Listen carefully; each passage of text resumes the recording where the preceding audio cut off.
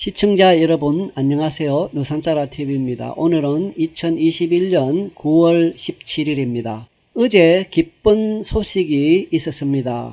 그 기쁜 소식은 바로 문재인은 공산주의자라고 말했던 고영주 전 방송문화진흥회 이사장의 사건에 대해서 대법원이 무죄 취지 파기환송을 했다는 이야기입니다. 이 기쁜 소식을 여러분들에게 상세하게 알려드리도록 하겠습니다. 이것은 중앙일보 기사인데요. 중앙일보뿐만 아니라 거의 모든 일간지에서 이 사건에 대해서 보도하였습니다. 그만큼 이 사건이 많은 사람들에게 관심사였다는 것을 말해주고 있습니다. 뉴스원이라고 하는 신문에서는 문재인은 공산주의자 고영주 전 이사장 대법 무죄 취지 파기환송 이렇게 해서 보도를 내보냈습니다. 제가 정리를 이렇게 해보았습니다. 이 사건은 2013년 1월 4일 한국프레스센터에서 고영주 전 이사장께서 문재인은 공산주의자라고 말한 것을 말합니다. 이것에 대한 영상을 참깨 방송을 통해서 함께 먼저 시청해 보도록 하겠습니다. 약 4분 정도 되는데요. 함께 시청해 보겠습니다. 박수로 맞아요.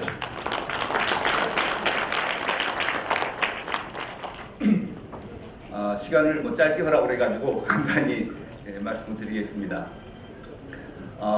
정말 그 좌파 정권 집권을 막아주신 여러분들께 정말로 감사의 말씀을 드립니다.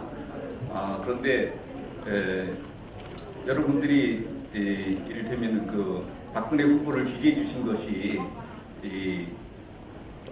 대한민국이 적화되는 걸 막기 위한 것이 아마 제일 큰 이유였다고 생각이 듭니다. 그런데 대한민국이 적화될 위험이라는 것에 대해서 이것이 단순한 기구가 아니고 실제 일어날 수 있는 얘기라는 것을 제 경험담으로 간단하게 소개를 드리겠습니다.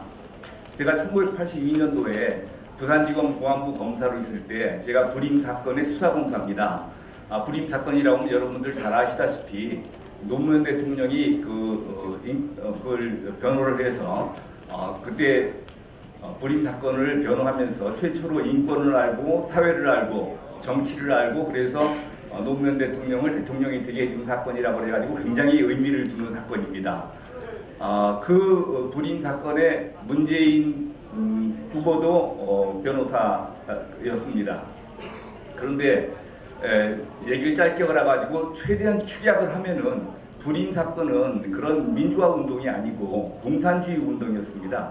그 피의자가 저한테 한 얘기가 있습니다. 지금은 우리가 검사님한테 조사를 받고 있지만 곧 공산주의 사회가 될 겁니다. 그 역사가 바뀌면 지옥도 바뀌는 법이고 공산주의 사회가 곧 될 텐데 그러면 우리가 검사님을 심판하게 될 것입니다. 그렇게 했었어요. 그렇기 때문에 불임 사건이 공산주의 운동이었다는 것은 저는 아주 확신을 하고 있습니다. 그 이상 어떻게 확신이 있겠습니까?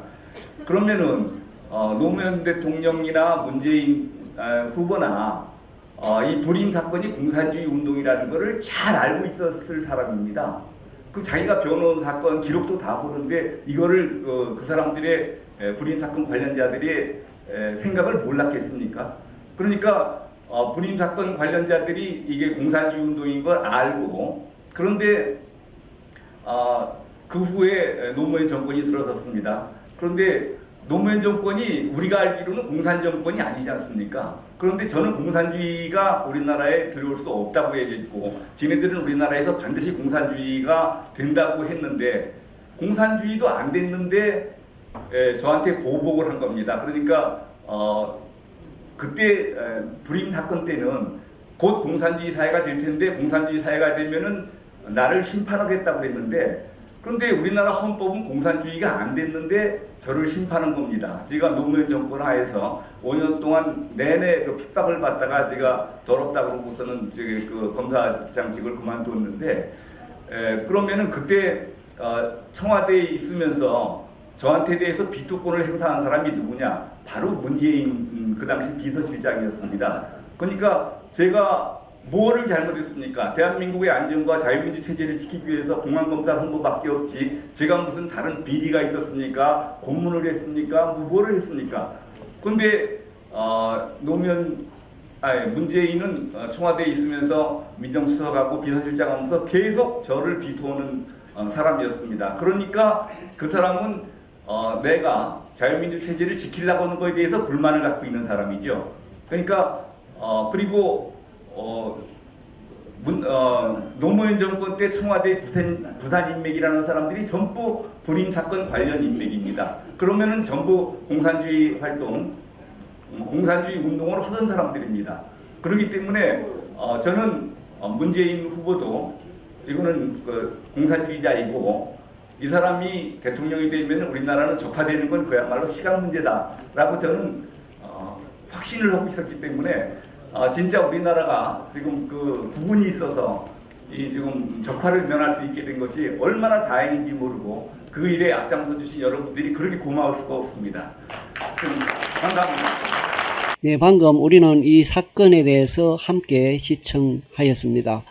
고영주 전 이사장의 문재인은 공산주의자라고 하는 발언이 들어있는 그러한 영상이었습니다. 자, 이 사건이 있은 이후로 약 2년이 지났습니다. 2년하고도 한 2년 6개월 정도 됐겠네요. 2015년 9월 3일에 최민희 새정치연합의원이 고영주 발언 내용을 공개를 합니다. 이 동안에는 이 사건에 대해서 이 고영주 전 이사장의 인사말이라 할까요? 그 내용이 묻혀 있다고 한다면 바로 2015년 9월 3일에 2년 8개월이 지난 2015년 9월 3일에 최민희 새정치연합의원이 이것을 들추어낸 것입니다. 같은 달 16일, 그러니까 2015년 9월 16일에 문재인은 허위사실 공표에 의한 명예훼손 혐의로 고영주 전 이사장을 서울중앙지검에 고소를 하게 됩니다. 이게 형사사건이 되는 거죠. 뿐만 아니라 문재인은 민사사건으로 1억 원 손해배상 청구 소송을 합니다. 고영주 전 이사장이 인사말 정도 하는 그 내용 속에 문재인은 공산주의자다라고 하는 내용을 가지고 고소를 하고 손해배상 청구 소송을 벌입니다. 그 이후로 2016년 1월 18일 이 사건 형사사건인데 이것이 형사 1부에서 공안 2부로 재배당이 됩니다. 그리고 2016년 5월 25일에 첫 번째 민사재판을 하게 됩니다. 서울중앙지방법원 민사 83단도에서 첫 번째 민사재판을 하게 되고요. 그 다음에 9월 28일 약 4개월 후죠.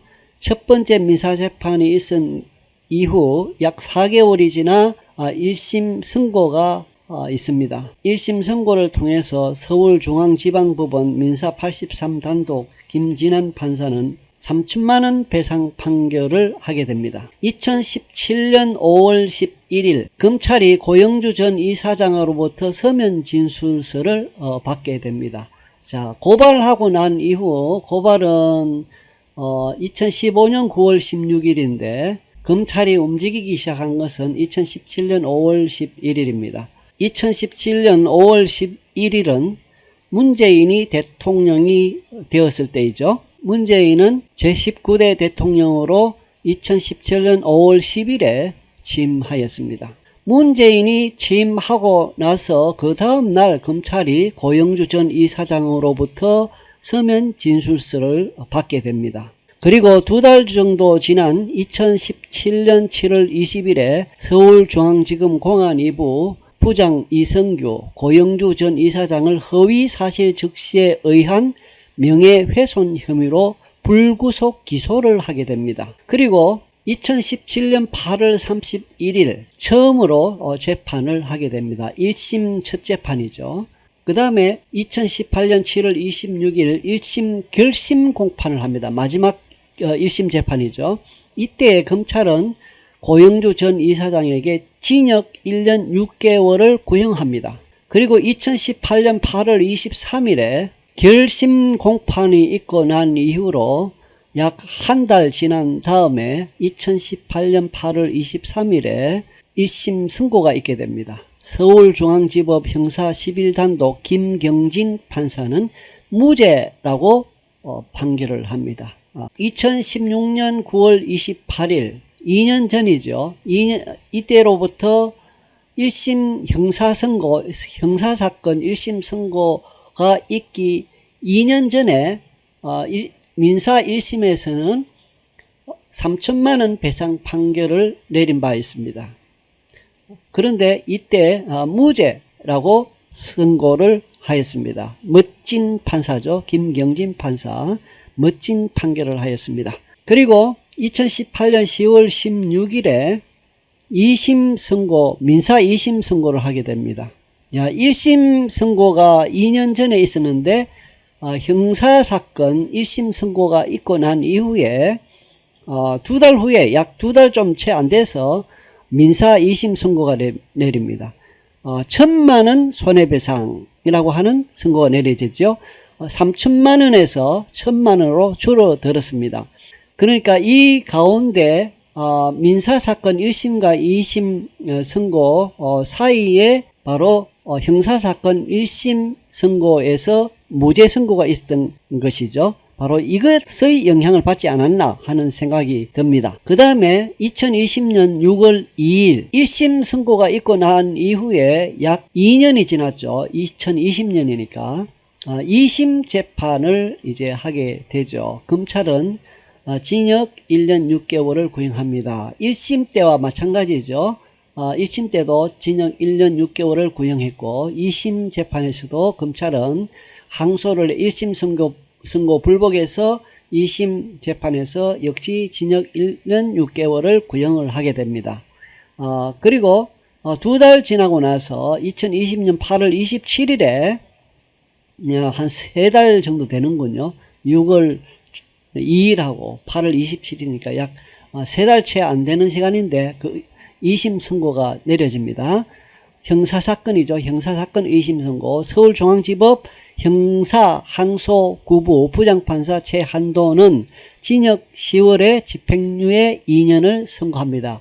1심 선고를 완전히 뒤집었죠. 1심 선고에서는 무죄라고 했는데 2심에서는 징역 10월 집행유예 2년을 선고하게 됩니다. 2심 선고에 대해서 불복해서 고영주 전 이사장께서 상고를 했죠. 대법원에 상고를 해서 대법원에서 대법원 3부 주심 안철상 대법관이 무죄 취지로 원심을 파기, 여기 원심은 이 항소심이죠. 고등법원에서 했던 재판 선고죠. 징역 10월 집행유예 2년 선고, 이것을 원심이라고 하는 것이죠. 원심을 파기하고 깨뜨려 버렸어요. 이거 아니다. 원심을 파기하고 환송을 했습니다. 그래서 이제 고등법원에서는 재판을 다시 해야 합니다. 무죄 판결이 나오기를 기대해 봅니다. 그리고 민사는 2심 선고가 되는데 지금 아마도 대법원에서 3심 계류 중이 아닐까 이런 생각을 해봅니다. 왜냐하면 고영주 전 이사장께서 대법원 판결, 민사 판결까지 이야기한 적이 있기 때문입니다. 어제 있었던 기쁜 소식에 대해서 고영주 전 이사장의 항소심, 형사사건 항소심 유죄 판결을 무죄 취지 파기환송했다는 기쁜 소식의 내용에 대해서 상세하게 나름대로 정리를 해서 여러분들에게 소개해 드렸습니다. 이상입니다. 시청 감사합니다. 안녕히 계십시오.